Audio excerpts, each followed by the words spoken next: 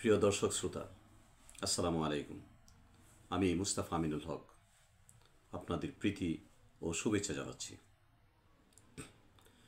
বাংলাদেশের সংখ্যালঘু নিয়ে ভারত মাঝে মাঝেই বিবৃতি দেয়। ভারতীয় সরকার মাঝে মধ্যে বলেন যে বাংলাদেশে সংখ্যালঘু নির্যাতন হচ্ছে। এইসব অভিযোগ এটা একটা ধান্দাবাজির পর্যায়ে পড়ে, রাজনৈতিক ধান্দাবাজি। পৃথিবীতে যদি কোনো অসাম্প্রদায়িক রাষ্ট্র পৃথিবীতে থেকে থাকে, এক নম্বরে সেটা বাংলাদেশ।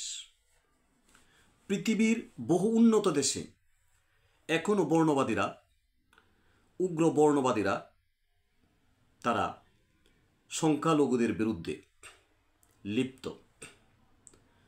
উগ্র জাতীয়তাবাদ, উগ্র ধর্মীয় মতবাদ নিয়ে সারা পৃথিবীতে এটা অতীতে যেমন ছিল, যেমন উগ্র জাতীয়তাবাদ প্রথম বিশ্বযুদ্ধ, দ্বিতীয় বিশ্বযুদ্ধ সৃষ্টি করেছে। উগ্র ধর্মতন্ত্র, এই যে ক্রুসেড একসময় হয়েছে, একের পর এক শতাধিক ক্রুসেড হয়েছে সারা পৃথিবীতে।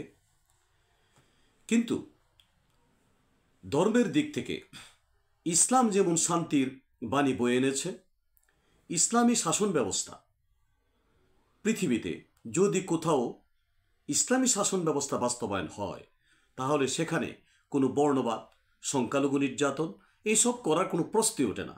ইসলাম সবসময় মধ্যপন্থা অবলম্বনের নির্দেশ দিয়েছে। বাংলাদেশে আমি মনে করি সংখ্যালঘুরা যে শান্তিতে বসবাস করছে, পৃথিবীতে একটি স্টেট উদাহরণ হিসাবে দেখাতে পারবে না যে বাংলাদেশের মতো সংখ্যালঘুরা শান্তিতে বসবাস করছে পৃথিবীর অন্য কোথাও। সর্বত্রই কালোদের বিরুদ্ধে সাদাদের নির্যাতন, বর্ণবাদ প্রবল আকার ধারণ করেছে পৃথিবীর বিভিন্ন দেশে। মুসলিনের সে নাৎসিবাদ মাথাছাড়া দিয়ে উঠছে জার্মানিতে, অর্থাৎ দুঃখিত যে সেটা ইতালিতে। আবার হিটলারের যে উগ্র জাতীয়তাবাদ, সেটা জার্মানিতে মাথাছাড়া দিয়ে উঠছে, বিশেষ করে মুসলমানদের বিরুদ্ধে। তো ভারতের এটার বিষয়টা তো নজিরবিহীন। ভারতের সর্বত্র, কয়েকটা স্টেট ছাড়া সর্বত্রই বিজেপি সরকার বলি অথবা কংগ্রেস বলি, কংগ্রেসের আমলেই তো সেই বাবরি মসজিদ ভেঙে সেখানে রাম মন্দির করা হলো। এটা কংগ্রেস তখন ক্ষমতায় ছিল আমার যতটুকু মনে পড়ে।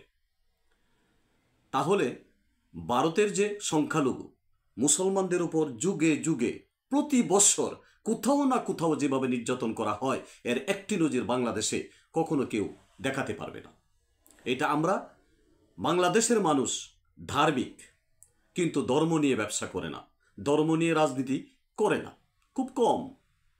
কারণ ধর্ম নিয়ে যদি বাংলাদেশি বাঙালিরা রাজনীতি করতো, তাহলে ধর্মীয় রাজনৈতিক দলগুলো ক্ষমতায় ওখানে অনেক আগে আসতে পারত। কারণ যেখানে 92% মুসলমান দেশে বসবাস করে, তারা ধর্মকে শ্রদ্ধা করে, অন্য পরধর্মকেও তারা শ্রদ্ধা করে। কারণ আমরা দেখেছি 5ই আগস্টের পরে কিভাবে মাদ্রাসার ছেলেরা, কিভাবে বিভিন্ন রাজনৈতিক দলের, বিএনপি সহ বিভিন্ন রাজনৈতিক দলের লোকজন কিভাবে এখানে মন্দির পাহারা দেওয়া হয়েছে, হিন্দুদেরকে কিভাবে সেখানে পাহারা দেওয়া হয়েছে, যাতে কিছুতেই কোনো অঘটন না ঘটে। আর যাদের বিরুদ্ধে কিছু হয়েছে, তারা রাজনৈতিকভাবে সংখ্যাগুরুর উপর, অন্যান্য রাজনৈতিক দলের উপর তারা নির্যাতন করেছে। সেখানে ধর্মের বিষয় নয়, সেখানে রাজনীতির বিষয়।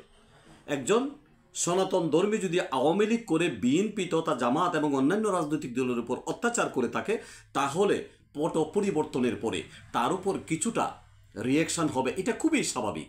সেখানে সনাতন ধর্ম, ইসলাম ধর্ম এগুলো কোনো বিষয় নয়। কারণ বাংলাদেশে 5ই আগস্টের পরে যাদেরকে প্রতিহত করার জন্য, যাদের বিরুদ্ধে রিয়াকশান হয়েছে, তারা সবাই ছিল নির্যাতনকারী, অত্যাচারী। তাদের বিরুদ্ধে বাংলাদেশের জনগণ, অন্যান্য রাজনৈতিক দলগুলো তাদের বিরুদ্ধে তারা যে প্রতিহিংসা একসময় ছড়িয়ে দিয়েছিল, সেই প্রতিহিংসাকে তারা প্রতিবাদ এবং প্রতিরোধ করার জন্য তারাও কিছু প্রতিহিংসা চরিতার্থ করেছে। এর অর্থ এটা নয় যে বাংলাদেশে সংখ্যালঘুদের উপর কোনো অত্যাচার হয়েছে।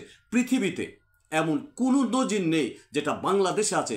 বাংলাদেশে সংখ্যালঘুরা যে শান্তিতে আছে, সনাতন ধর্মীরা যে শান্তিতে আছে, অন্যান্য ধর্মের লোকজন যে শান্তিতে বসবাস করে, সেটা ভারতের হিন্দু ধর্মের বা সনাতন ধর্মের লোকজন এত শান্তিতে বসবাস করে বলে আমাদের কাছে কোনো প্রমাণ নেই।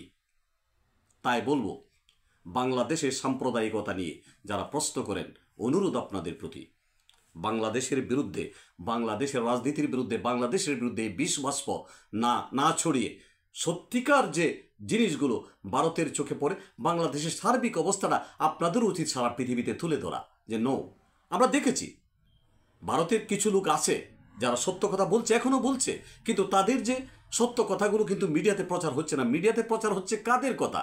ওই ময়ূক রঞ্জনের মতো নিম্নমানের কিছু সাংবাদিক, এদের কথাবার্তা প্রচার হচ্ছে ব্যাপক হারে। কিন্তু সত্যিকার যারা কথা বলে, প্রকৃত অর্থে বাংলাদেশে কি ঘটছে এই কথাগুলো যারা বলে, সেই সত্য কথাগুলো ভারতের মিডিয়াতে প্রচার নাই। তাই ভারত তথা বাংলাদেশেরও কিছু লোক যারা মাঠে ময়দানে দালালি করেন, তাদেরকে অনুরোধ করবে এটা না করে, বাংলাদেশের জাতীয় ঐক্য নষ্ট না করে আপনারা অন্যের স্বার্থ চরিতার্থ করার জন্য নিজের দেশের ক্ষতি করবেন না, এই আশা রেখে সবাইকে আল্লাহ হেফাজত করুন। আসসালামু আলাইকুম।